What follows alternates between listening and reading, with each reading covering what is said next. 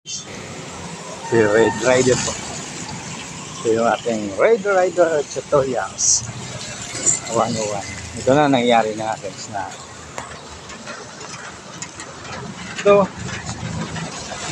protection sa mo ba sa ulan. Ito na yung sinasabi na be ready, get ready, then awareness. Hindi natin control yung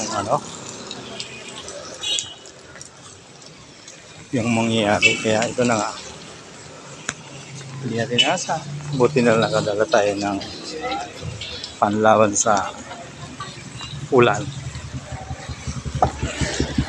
Totally hindi tayo mabasa.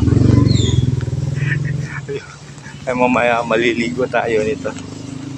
Ayan guys, simple lang, pero kapag ating na maalala na bawat biyahe, lakad natin, kailangan po na nakaready po tayo maliban sa mga nabanggit na importante na bagay na tayo nag-drive, may lisensya, nason.